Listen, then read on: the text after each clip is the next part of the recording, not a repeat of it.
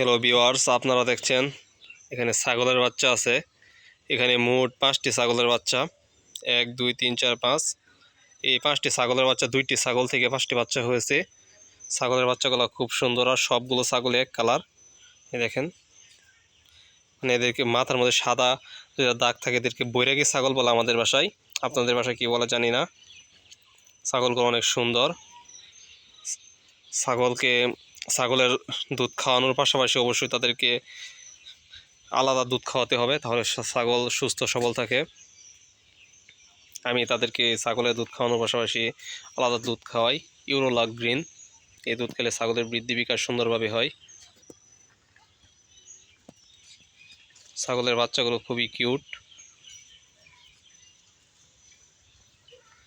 এদের বয়স 4 দিন এরকম হয়েছে তারা।